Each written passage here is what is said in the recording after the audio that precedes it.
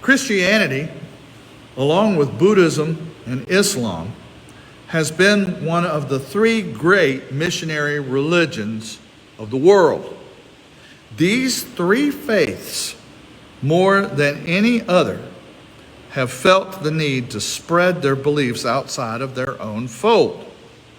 In the Christian tradition, we know that the person most responsible for establishing this belief was the Apostle Paul. The book of the Acts of the Apostles itself is primarily an account of the missionary activities of the early church, particularly the activities of Paul and Peter.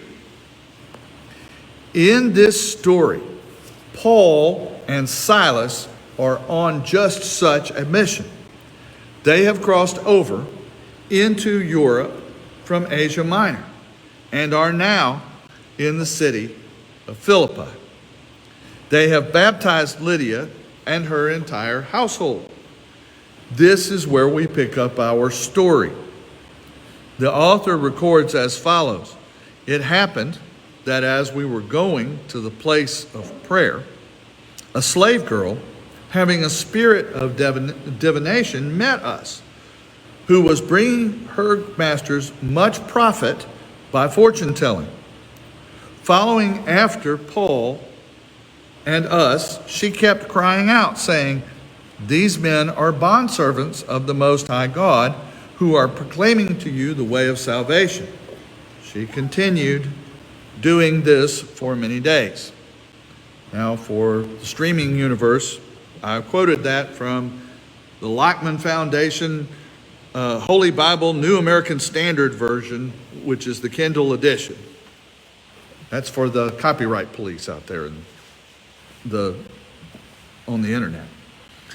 Now, this wasn't very remarkable in the ancient world. Belief in the possession by demons and spirits was commonplace. The reasoning behind this belief went something like this: humans are different from animals because they can change their surroundings by the sweat of their brow. Humans have hands to hold tools and reasoning with which to fashion them. Therefore, it follows that when things change, it must be because some entity with hands and the ability must have changed to them. If a volcano erupted, for example, it was because a god or the gods or some demons or some angel made it happen, not because the earth shifted, releasing its magma from the inner core. The ancients knew nothing about this. If lightning struck, then Zeus was throwing his thunderbolts, awesome weapons that were crafted by the great god Hephaestus. By the same sort of reasoning, whenever someone acted in any way that was slightly out of the ordinary, like fortune telling, for example, as happens in this story, it was because there was some demon behind it or some spirit that was behind it. Now, we are next told that Paul was greatly annoyed, and he turned to the girl and said to the spirit, "I command you in the name of Jesus Christ to come out of her." The spirit came out of her that very hour. The spirit who had possessed the girl had now been cast out. And looking through the Gospels, we find many examples of the casting out of demons and spirits. This particular incident, though, is very different from the usual story. It's different from other exorcisms in the Scripture. Usually, an exorcism is performed against a demonic spirit. Usually, it is Jesus who casts out the spirit, cast out the demon by exerting his authority over the demon. And finally, the reaction of the crowd is most often one of fear or astonishment when this happens. In this case, while it is a spirit that's causing this, it is Paul who casts out the spirit, not Jesus. And Paul doesn't cast out the spirit because the spirit is evil, but because it is annoying. Now, how many of you would like to perform exorcisms on people that you find annoying? Hey, I'm signing up for that. I would love to do that. Also of note is the reaction of the crowd. It isn't one of astonishment, but one of anger. This causes anger on the part of the crowd. And the causes of the anger are the part or the point of the story that we're telling today. Notice the identity of the ones who are angry. These are the men who own the slave girl. They didn't grow angry when the girl following around Paul and Silas for days, crying out the identity of Paul and Silas in front of God and everybody. Why is this so? Well, I can only imagine that in some way they thought that the identification of Paul and Silas would help them. Perhaps they were charging people to watch the girl do this. Perhaps they were waiting for Paul and Silas to perform some miracle, which would confirm her reputation, which meant that it would be more likely for other people to watch in the future, thus enriching her masters. I can only speculate about this. It doesn't seem to bother them, though, that these men, it doesn't seem to bother these men that Paul and Silas are benefiting, so long as they are benefiting themselves. However, Paul grows annoyed, and he casts out the spirit who possesses the girl. And then they become angry. And it's obvious that the only thing they care about is their profit. Profit, their profit. Or in other words, their gain. A win-win situation is okay with them. As long as even a win-lose situation is okay with them, as long as it's them that gets the win. But they don't want to give up their benefits. So, they seized Paul and Silas after Paul had cast out the demon and dragged them to the marketplace, where they were charged before the city's chief magistrates with stirring up the city and practicing customs, which the Greek text makes clear are not permissible, proper, or even possible for the Romans to abide. They beat Paul and Silas and put them in the inner prison with their feet in the stocks. Shortly thereafter, however, they learn that they've made a grave mistake. See, Paul and Silas are Roman citizens. And that means that they had civil rights. Had Paul and Silas been simple peasants or artisans, it would have been no problem. There would have been no problem at all. Such people didn't have any rights, but Roman citizens had rights. They could have gotten in an awful lot of trouble for doing this. So the chief magistrates sent secretly to the prison to have Paul and Silas quietly released. Paul, just go your way. Just don't say anything. You can just leave town now and there'll be no problem. But Paul and Silas will have none of it. They'll have none of it. No, they cry. Come out and release us publicly. You beat us publicly. Come out and release us publicly. Show how dishonorable you've been. And so the magistrates do so. They come out and apologize and beg them to leave the city. Will you please just go? Just go. But they don't do that either. They went to the house of Lydia to encourage the brethren before they left. Now we have a saying today, hindsight is 20/20.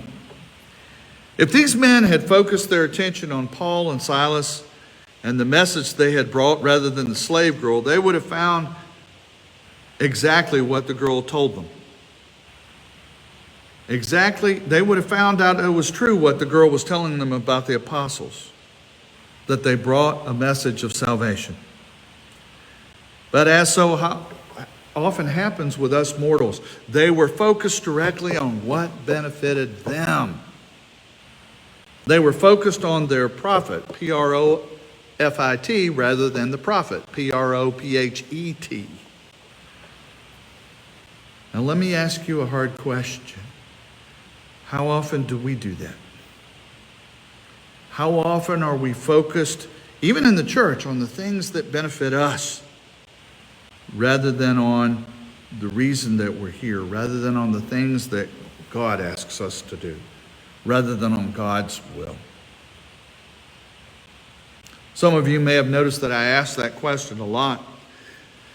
In fact, I asked it this morning in Sunday school. One person said, well, he already told us what we were going to say, so we can go home. That's okay. It's all right. I'm glad you stayed. I asked that question a lot because I think it goes to the very root of what sin is all about. Think back to the story of Adam and Eve in the Garden of Eden.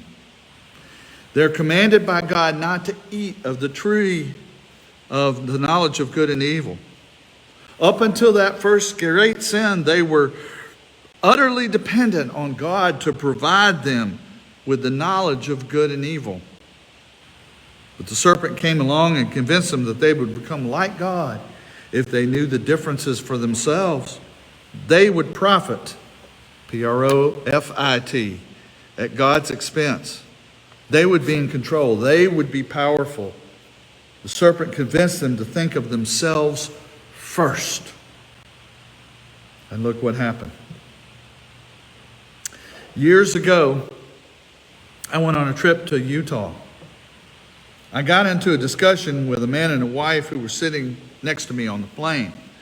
As it turned out, this couple were members of the Mormon faith, and they evidenced some curiosity about my faith. They didn't try to convert me. They were genuinely curious about what I believed. When I began to explain to them that Presbyterians have traditionally said that God forgives sins from grace alone, the man responded in a way that I never heard before. That's the easy way out, is what he said. Well, I was somewhat taken aback and I was a little defensive, so I replied, well, that has been the traditional argument against that stance, and it's been labeled cheap grace, and I kind of let it go. What I didn't say was what I really felt, what I really feel, that there isn't anything cheap about that. You know, in Alcoholics Anonymous and other 12-step programs for addiction, the most difficult step for most people to take is the first one. This step requires us to admit that we're powerless to cure our addiction ourselves. We have to turn everything over to a higher power. One of the most difficult things for humans to do is to give up power and control. If forced to do so, people often become depressed. If asked to do so, they often make up excuses not to. Interestingly enough, that's exactly the opposite of the way Jesus thought. Jesus gave up everything. He gave up his power to come as human flesh, to live amongst us, and then sacrifice that life for our sake. God gained nothing by that. We gained everything by it. And yet so often we forget. We continue to think of ourselves first. Then, like the chief magistrates in ancient Philippi, we try to cover our dishonorable ways to make ourselves look good. Now, what do we do to change that? Well, first and foremost, I think we have to realize that we can't change that completely. That's a part of the nature of sin. What God does perfectly, we can only do imperfectly at best. We'll never escape our sinful desires to be in control, to be first. We may do it for a while. We maybe even pat ourselves on the back for what we do. But when trouble strikes or we feel our control of the situation is threatened, we'll return to acting for our own betterment at the expense of others if necessary. Rather than denying that we have that desire, my suggestion is that we simply confess this sin and go on. Ask God to help us move beyond it. Equally as important, however, is to remember that Jesus forgives all sins. Jesus accepts us as we are, without condition. Jesus continues to act in our best interest and will continue to do so today, tomorrow, and forever. The third point I want to raise is not to use the forgiveness of Jesus as an excuse. We sometimes get the mistaken impression that if Jesus forgives us, we shouldn't worry too much about what we're doing. That's wrong. That attitude, in my opinion, is one of the things that's at the very heart of the decline of the church. The arrogance to insist that we be in control, then to suggest that we shouldn't worry about sinning because God will forgive whatever errors we make, inevitably hampers us from being disciples, being the disciples that Jesus called us to be. Finally, I offer this model as the good news to God's people everywhere and in all that you do, that you should let this mind be in you, that was also in Christ Jesus, who, being in the form of God, thought it not robbery to be equal with God, but made himself of no reputation and took up the form of a servant, and was made in the likeness of men. And being found in fashion as a man, he humbled himself and became obedient unto death, even the death of the cross. Have this mind in you, which was also in Christ Jesus. Humble yourself. Don't be afraid to give up that control. Don't be afraid to serve your neighbor. Humble yourself. Don't be afraid to give up what you want so that others can gain the kingdom. Going from prophet, P-R-O-F-I-T, to prophet, P-R-O-P-H-E-T, always comes full circle in the end, because the gospel of Jesus Christ profits everyone. In the name of the Father, and of the Son, and of the Holy Spirit. Amen.